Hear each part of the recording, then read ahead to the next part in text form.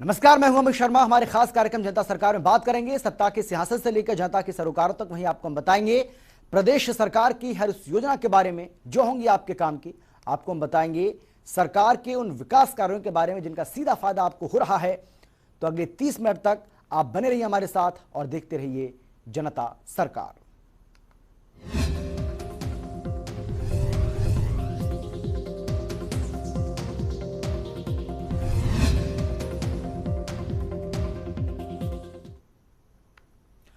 हरियाणा के राज्यपाल बंडारू दत्तात्रेय ने शुक्रवार को दिल्ली में राष्ट्रपति रामनाथ कोविंद से शिष्टाचार मुलाकात की। इस दौरान उन्होंने राष्ट्रपति को हरियाणा आने का निमंत्रण दिया।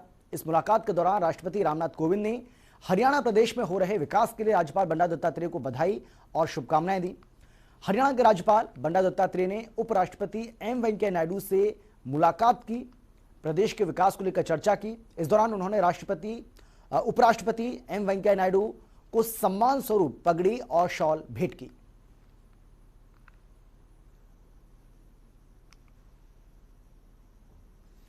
चंडीगढ़ में लैंड रिकॉर्ड्स को लेकर मुख्यमंत्री मनोहर लाल ने बैठक ली। इस दौरान गृह मंत्री अनिल विज समेत संबंधित जो अधिकारी हैं वो मौजूद रहे। बैठक के दौरान ई भूमि के माध्यम से प्रोजेक्ट्स के लिए जमीन संबंधित 9 एजेंडों पर चर्चा हुई। 9 में से 3 को विकास के साथ आपसी सहमति से सेटल किया गया। वहीं करनाल हेल्थ यूनिवर्सिटी की अप्रोच रोड जो कुटिल में है उसके लिए लगभग 11.25 एकड़ लैंड पर किसानों से सहमति बनी।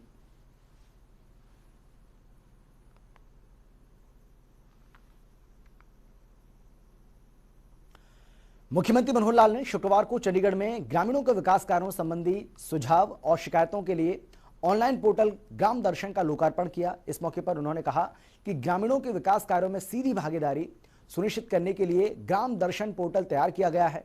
यह एक सुगम तरीका रहेगा जिससे कहीं पर भी बैठकर अपनी मांग, सुझाव और शिकायतों को दर्ज किया जा सकेगा। उन्होंने कहा कि ग्रामीणों की ओर से दिए गए सुझावों के आधार पर भविष्य की विकास योजनाओं का खाका तैयार किया जाएगा। इसके साथ ही उन्होंने सभी विभागों के अधिकारियों को निर्देश भी दिए हैं कि वो अपने विभाग की 5 कार्यों के लिए प्राथमिकता तय करें ताकि ग्रामीणों की ओर से दर्ज की गई शिकायतों और सुझावों का निवारण विभाग की प्राथमिकता के आधार पर किया जा सके।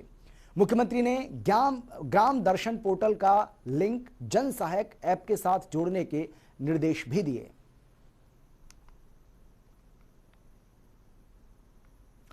मुख्यमंत्री मनोहर लाल ने चंडीगढ़ से टोक्यो ओलंपिक के भव्य उद्घाटन समारोह को देखते हुए इसमें भाग लेने वाले भारतीय दल, विशेषकर हरियाणा के खिलाड़ियों को शुभकामनाएं दी।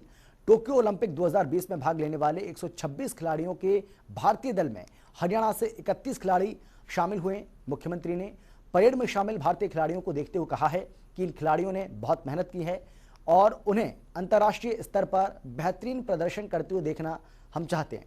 इस मौके पर उनके साथ खेल मंत्री संदीप सिंह मौजूद थे।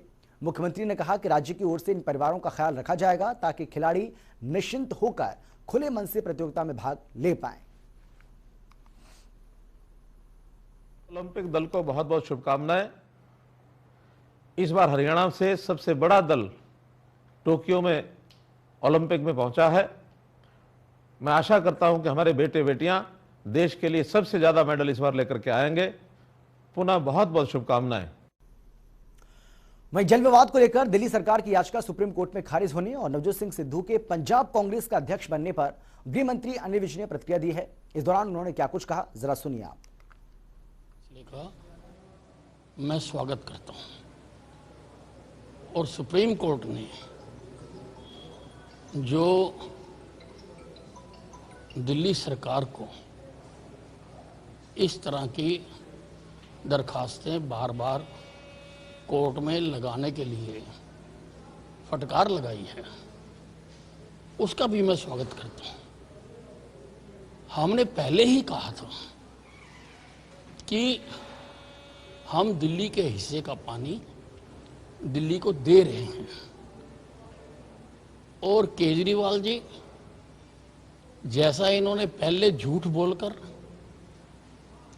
ऑक्सीजन का कोटा बढ़वा लिया, उसी प्रकार से अब झूठ बोलकर पानी का कोटा बढ़ाना चाहते थे।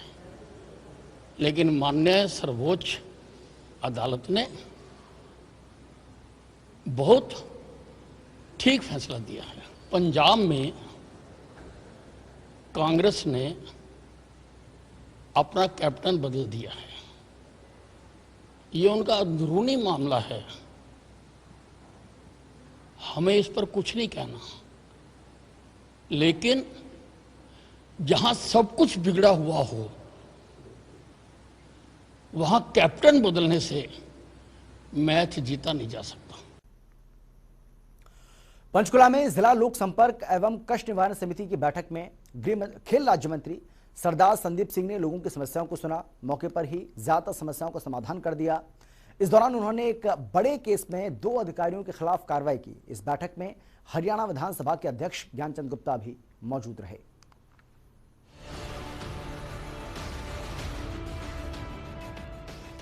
पंचकुला में जिला लोक संपर्क एवं कष्ट निवारण समिति की बैठक का आयोजन किया गया, जिसकी अध्यक्षता हरियाणा के खेल राज्य मंत्री सरदार संदीप सिंह ने की।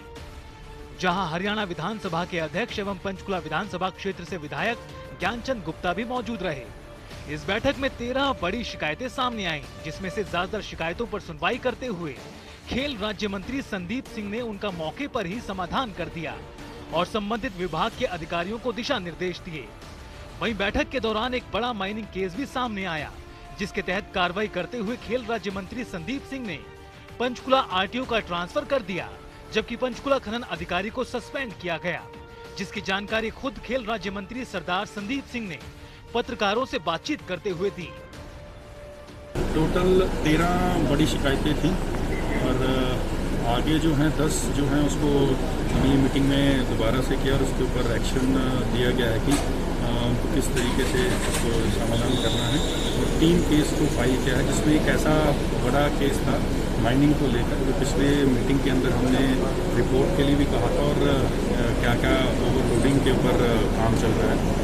उसके जो आरटीओ हैं उनको यहाँ से ट्रांसफ़र के लिए कहा गया है और माइनिंग ऑफिसर को सस्पेंड किया गया। उन्होंने अपनी रिपोर्ट और अपने उसमें बिल्कुल भी कार्रवाई नहीं की और उनकी बहुत सी शिकायतें भी हमारी जो मेंबर्स हैं कष्ट निवारण के गैर सरकारी मेंबर्स हैं उनके द्वारा भी, क्योंकि हर जगह से उनकी रिपोर्ट जो है वो नेगेटिव आ रही थी, उनको सस्पेंड किया गया।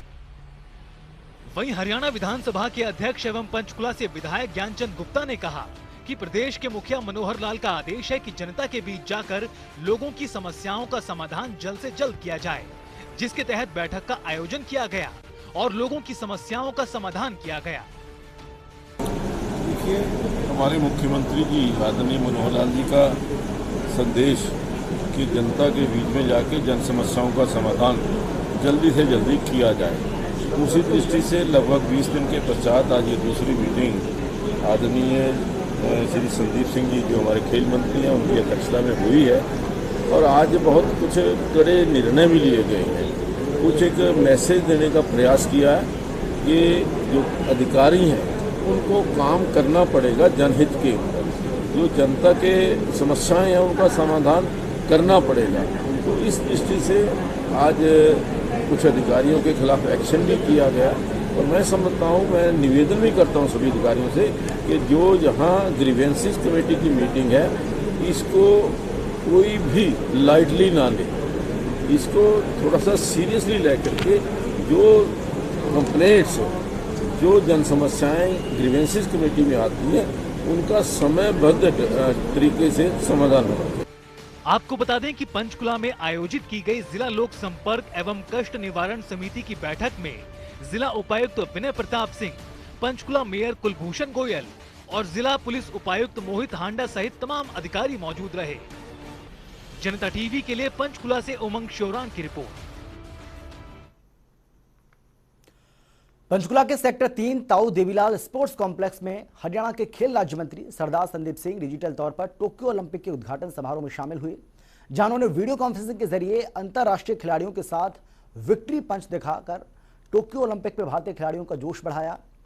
इस मौके पर उन्होंने कहा कि हमें पूरी उम्मीद है कि इस बार टोक्यो ओलंपिक में डबल डिजिट पदक जीतकर हमारे खिलाड़ी देश का मान बढ़ाएंगे। आपको बता दें कि नई दिल्ली के नेशनल स्टेडियम से टोक्यो ओलंपिक की स्क्रीनिंग सेरेमनी का डिजिटल आयोजन किया गया, जहां केंद्रीय खेल मंत्री अनुराग ठाकुर और खेल राज्य मंत्री निशित प्रामाणिक मौजूद रहे।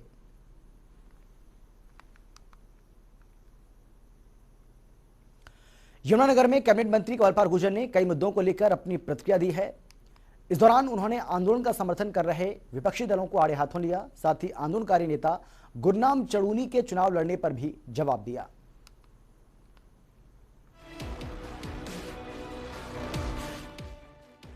हरियाणा के शिक्षा मंत्री कंवरपाल गुर्जर ने यमुनानगर में कई मुद्दों पर अपनी प्रतिक्रिया दी। इस दौरान उन्होंने दिल्ली की सीमाओं पर चल रहे आंदोलन को लेकर कहा कि बेशक आज पूर्व मुख्यमंत्री ओपी चौटाला आंदोलनकारियों को अपना समर्थन दे रहे हों, लेकिन ये सब जानते हैं कि उन्होंने अपने कार्यकाल में किसानों के लिए कुछ भी नहीं किया। साथ ही उन्होंने कहा कि वो दावों के साथ कह सकते हैं कि मुख्यमंत्री मनोहर लाल ने जितना किसानों के लिए काम किया आज तक किसी भी सरकार ने नहीं किया। मुख्यमंत्री किसानों के लिए लगातार काम कर रहे हैं और उनको ऐसे लोग चैलेंज करते हैं जिनके समय में किसानों पर अत्याचार हुए, जुल्म हुए। साहब का जब टाइम था तब दोनों ने किसानों के लिए कुछ किया नहीं है। अगर आप बिजली का रेट देखें तो मेरे ख्याल के शायद आज तक का सबसे ज्यादा 104 रुपये था टाइम में 1 हॉर्स पावर का, तो मेरे ख्याल का अब तक का सबसे ज्यादा है। तो मैं दावे के साथ कह सकता हूँ कि आज तक के जितने मुख्यमंत्री रहे हरियाणा के और आज भी जितने मुख्यमंत्री हैं देश में, उन सबसे अच्छा काम माननीय मुख्यमंत्री मनोहर लाल जी कर रहे हैं। ये सारा का सारा जो किसान के लिए माननीय मुख्यमंत्री जी कर रहे हैं, मैं समझता हूँ लाजवाब है। लेकिन उसके बावजूद अगर कोई ऐसे लोग उनको चैलेंज करते हैं कि जिनके टाइम में जो अत्याचार हुए, जो जुल्म हुए, तो आज वो अपने आप को किसान का तस्दीक करें। किसान के हित में किया कुछ नहीं। मैं दावे के साथ करता हूँ कि जितना काम मनोहर लाल जी ने किया आज तक कभी किसी मुख्यमंत्री ने। वहीं कैबिनेट मंत्री कंवरपाल गुर्जर ने कहा कि इनेलो समेत सभी विपक्षी दल अपना अस्तित्व बचाने के लिए ये सब कर रहे हैं। कांग्रेस भी आंदोलन को सपोर्ट कर रही है। देश में लोकतंत्र है, इसलिए पार्टी है। सभी राजनीतिक दलों की जिम्मेदारी लोकतंत्र की रक्षा करने की है, लेकिन ये सभी लोकतंत्र की हत्या करने में लगे हैं। सारे लोग अस्तित्व बचाने के लिए कर रहे हैं। कौन है? कांग्रेस भी इसीलिए लगी हुई है, कांग्रेस भी इसको सपोर्ट कर रही है ना। तो मैं समझता हूँ कि कोई भी पॉलिटिकल पार्टी कैसे सपोर्ट कर सकती है इस आंदोलन को। एक आंदोलन ऐसा जो किसी को बोलने देता, तो पार्टियां क्या करती हैं? पार्टियां किस लिए हैं? पार्टियां तो लोकतंत्र के लिए हैं। लोकतंत्र में तो पार्टी बनी। अगर लोकतंत्र ना ही होता तो फिर तो पार्टियां हो ही नहीं थी, क्योंकि देश में लोकतंत्र है इसलिए पार्टियां हैं। तो पार्टियों का ड्यूटी सबसे पहले क्या है कि लोकतंत्र की रक्षा करने की जिम्मेदारी सबसे बड़ी उनकी है कि लोकतंत्र की रक्षा करनी चाहिए। और ये लोग सारा का सारे लोकतंत्र की हत्या करने में लगे। मैं समझता हूँ कि कांग्रेस की ड्यूटी बनती थी, लोकदल की ड्यूटी बनती थी कि उन्हें इस व्यवहार की आलोचना करनी चाहिए कि आपको ऐसा नहीं करना चाहिए। हाँ, आपका राइट है, आप विरोध कर सकते हैं, बिल्कुल ये आपका राइट है। तो आप विरोध करने का तरीका है, और विरोध में भी अगर आपको लगता है कि कहीं भी इस कानून में खामी है, तो जिस व्यक्ति के ऊपर इस कानून का असर होने वाला है उस व्यक्ति को जाकर समझाएं इस बात को कि भाई ये सरकार ने कानून जो है इस प्रकार का बनाया, इस कानून हमें इसमें शंका ही है। वहीं आंदोलनकारी नेता गुरनाम सिंह चढ़ूनी के चुनाव लड़ने की बात पर शिक्षा मंत्री कंवरपाल गुर्जर ने कहा कि गुरनाम सिंह चढ़ूनी को चुनाव लड़ना चाहिए। उससे ये भी पता चलेगा कि कितना बड़ा समर्थन उनके साथ है। उनको चुनाव लड़ना चाहिए। गुरनाम सिंह चढ़ूनी जी या वो यहाँ पे कोई भी अपना पार्टी बनाते हैं तो उसको चुनाव लड़ना चाहिए। पंजाब में भी चुनाव लड़ना चाहिए। निश्चित तौर से इससे ये भी पता चलेगा कि कितना बड़ा समर्थन उनके साथ है। अब ये जो कुछ लोग जाके अवस्था फैलाते हैं तो ये कोई वो नहीं है। बहुमत अगर उनके साथ होता है तो निश्चित तौर से अगर बहुमत उनके साथ होगा, क्योंकि किसान जिसके साथ होगा बहुमत तो उसके साथ ही होगा, इसमें तो कोई दो राय नहीं है। क्योंकि बड़ा जो वर्ग है वो किसान लोग है, उनकी वोट 50% से ज़्यादा वोट है। तो अगर वो किसी को भी आशीर्वाद दे देंगे एक तरफा तो स्वाभाविक ही है कि सरकार तो उसी की बनेगी। और अगर सरकार इनकी बनती है तो फिर ये अपने हिसाब से कानून नहीं बना सकते हैं, कोई दो राय नहीं। तो मैं भी उनसे यही निवेदन है कि अच्छा सुझाव है गुरनाम सिंह चढ़ूनी का, मैं इसका समर्थन। वहीं उन्होंने हरियाणा सरकार के मंत्रिमंडल विस्तार पर कहा कि ये बात अभी सिर्फ चर्चाओं में है, बाकी मुख्यमंत्री के पास विशेषाधिकार है, वो जब चाहे कर सकते हैं। जनता टीवी के लिए यमुनानगर से सुमित ओबरॉय की रिपोर्ट। चंडीगढ़ में राजस्व विभाग के अतिरिक्त मुख्य सचिव संजीव कौशल से जनता टीवी ने खास बातचीत की है। इस दौरान उन्होंने बताया कि प्रदेश में 15 सितंबर तक स्वामित्व योजना लागू हो जाएगी और हरियाणा में ड्रोन फ्लाइंग का काम लगभग पूरा हो चुका है। योजना के तहत अब नक्शे बनाने का काम चल रहा है। इसके साथ ही उन्होंने और क्या कुछ जानकारी दी, आप खुद सुनिए। स्वामित्व योजना का क्या स्टेटस है और इसके अलावा तमाम मुद्दों पर बातचीत करने के लिए मेरे साथ अतिरिक्त मुख्य सचिव राजस्व विभाग और वित्तायुक्त संजीव कौशल हैं। सर, जो आपकी स्वामित्व योजना है, इस योजना पर आप आगे बढ़ रहे हैं लगातार, अब कहां पर पहुंची है ये योजना और किस स्टेटस पर है?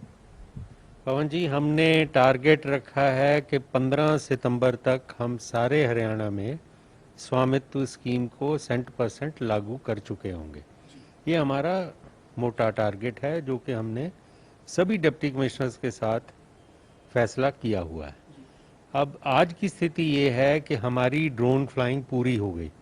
पिछले हफ्ते शनिवार को जब मैंने रिव्यू किया था तो हमारे 2 ज़िले केवल रह गए थे जिनमें कुछ गांव रह गए थे जहां ड्रोन फ्लाइंग अभी होनी थी, और वो भी मेरे ख्याल में अब तक हो चुकी होगी। एक्सपेक्टेड था कि पिछले मंगलवार को वो काम पूरा हो जाना था। वो 2 ज़िले थे, सोनीपत और यमुनानगर। सोनीपत में हमारे 70 गांव रहते थे और यमुनानगर में 19 गांव रहते थे। मैं आशा करता हूं कि बीते मंगलवार को ये काम पूरा हो गया होगा, और जो अब मैं रिव्यू करूंगा, इस शनिवार तो नहीं हो पाएगी मीटिंग, सोमवार करेंगे। सोमवार को हमारी ड्रोन फ्लाइंग पूरी हो चुकी होगी। अब हमारा फीचर्स एक्सट्रैक्शन का नक्शे बना के काम चल रहा है। उसके साथ ही साथ 30 दिन का नोटिस होता है क्लेम्स और ऑब्जेक्शंस फाइल करने का सबको, वो काम भी चल रहा है। और अब हम प्रॉपर्टी डीड्स को बना रहे हैं और उनको फिर आगे डिस्ट्रीब्यूट करने का इंतजाम करेंगे हम 15 सितंबर से। तो सर, अभी जो प्रॉपर्टी डीड आप बनाएंगे 15 सितंबर तक डिस्ट्रीब्यूट करेंगे, लेकिन जो आइडेंटिफाई हो चुका है उसका कोई डाटा है सर कि कितना आइडेंटिफाई हुआ है? मैं बताता हूँ। तकरीबन 6350 गांव हमारे हैं जो कि लाल डोरे वाले हैं, जहां आबादी है। बाकी कुछ हमारे गांव हैं जो बेचिराग हैं। बेचिराग का हमारा स्वामित्व योजना का कोई ताल्लुक नहीं है। तो 6350 गांव हमारे पूरे हो गए, मैंने जो ऐसे बताया आपको। अब उनमें 1511 गांव की पिछले हफ्ते तक प्रॉपर्टी डीड्स बन गई थी और 72,445 के करीब वो डिस्ट्रीब्यूट हो गई थी। तो अब हम बाकी चीज़ का अब काम क्या कर रहे हैं कि तेज़ गति से हमारा ये प्रॉपर्टी कार्ड्स बनाने का जो ध्येय है जल्दी से जल्दी पूरा हो, उनकी टाइटल डीड्स की रजिस्ट्रेशन भी जल्दी से जल्दी हो, ताकि फिर हम लोगों को ये सुविधा प्रदान कर पाएं। सर, ये स्वामित्व योजना जो है वो ग्रामीण क्षेत्र के लिए जिस तरीके से आप काम कर रहे हैं, लेकिन नगर परिषद, पालिका या निगम का जब दायरा बढ़ता है तो कुछ गांव जो है वो उसमें शामिल हो जाते हैं। अभी स्वामित्व योजना के साथ गांव जुड़े हैं या फिर शहर के जो गांव बन गए, यानी जो शहर में गांव शामिल हो गए, उसको लेकर फिर आपने क्या किस तरह से प्लान बनाया है सर? हम ये कोशिश करेंगे अब के गांव के साथ हम शहर का भी काम साथ ही साथ पूरा कर लें। देखिए, 2 चीज़ें हमें सोचने की ज़रूरत है। शहरों में म्युनिसिपल कमिटीज़ या काउंसिल्स या कॉरपोरेशन में भी गांव की हदें हैं। Over a period of time जब गांव शामिल होते गए शहरों में, तो उनका रकबा सारा का सारा शहरों में आ गया। उसी में लाल डोरा भी आया। अब लाल डोरा जो हमारा रेवेन्यू टर्म्स में हम समझें, लाल डोरे सबका एक खसरा नंबर होता है और उसमें अलग अलग प्रॉपर्टियां नहीं गिनी जाती, क्योंकि ट्रेडिशनली वहाँ घर बने हुए थे, लेकिन उनका उसी खसरे में होने करके कोई प्रॉपर्टी नहीं होती थी। तो अब क्या हम कर रहे हैं, हम उस लाल डोरे में जितने लोगों की प्रॉपर्टी है, जितने लोगों के घर बने हुए हैं, उसकी हम टाइटल उनको दे रहे हैं, उनकी मिल्कियत दे रहे हैं। आप इकोनॉमिकली अगर समझें, इकोनॉमिक्स के नज़रिए से, तो ये एक बहुत बड़ा अनलॉकिंग ऑफ कैपिटल है। बहुत ज़्यादा लोगों को जो सुविधा मिलेगी, एक तो उनकी प्रॉपर्टी डीड रजिस्टर हो जाएगी, वो खरीदो फरोख्त कर पाएंगे, डॉक्यूमेंट भी होंगे, हर किसी को श्योरिटी होगी कि मिल्कियत उनको मिल गई। दूसरा ये होगा कि वो आगे से खरीदो फरोख्त करेंगे तो डॉक्यूमेंट मिलेंगे। अगर आदमी अपनी मिल्कियत के नाम पे, उसकी स्ट्रेंथ पर अगर कोई बैंक से लोन वगैरह लेना चाहे, चाहे उसने बिजनेस करना हो, चाहे खेती बाड़ी करनी हो, चाहे दुकानदारी कोई करनी हो, तो वो उसके बेसिस पे लोन भी ले सकता है। So this is technically called as unlocking of capital. तो बहुत बड़े तादाद में ये अनलॉकिंग ऑफ कैपिटल होगी। इसकी हम वैल्यूएशन भी करवाएंगे। अब जो आपने चीज कही, जैसे गांव का है वैसे ही हम शहर में भी जो हमारे गांव आए हैं उनका भी लाल डोरे का जो क्षेत्र है उसमें यही काम स्वामित्व योजना का बढ़ा रहे हैं। एक लीगल थोड़ी सी इसमें लक्यूना है, वो पूरा करने के लिए हम एक लेजिस्लेशन करवाना चाहते हैं हमारे विधानसभा से, हरियाणा की विधानसभा से। तो उसके लिए हम एक ड्राफ्ट बिल तैयार कर रहे हैं। डिप्टी चीफ मिनिस्टर साहब ने मीटिंग की थी पिछले महीने, जिसमें हमने ये निर्णय लिया कि हम तीनों महकमे, revenue department, development and panchayat department और अर्बन लोकल बॉडीज डिपार्टमेंट, तीनों मिलके हम एक ड्राफ्ट तैयार कर रहे हैं।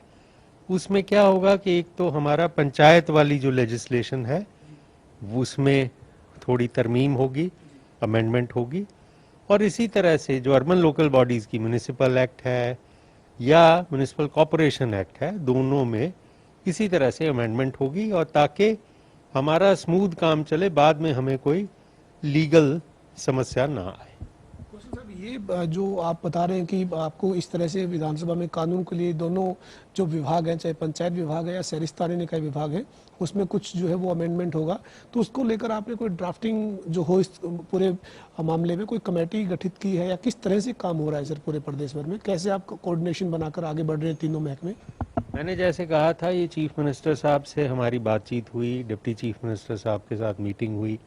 अब उसके बाद मैंने एक कमेटी बनाई बतौर FCR, जिसमें director general development and panchayat chairman हैं, director general urban local bodies member हैं, हमारे डायरेक्टर लैंड रिकॉर्ड्स रेवेन्यू के वो मेंबर हैं, 4 डिप्टी कमिश्नर भी हमने उसमें कमेटी में रखे हैं।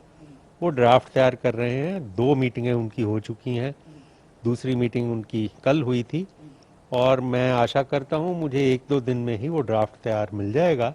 फिर हम कैबिनेट के पास जाएंगे मुख्यमंत्री जी के आदेश लेकर, कैबिनेट से अप्रूवल के बाद फिर वो बिल बनेगा और बिल हम विधानसभा में अगले सेशन में ले आएंगे।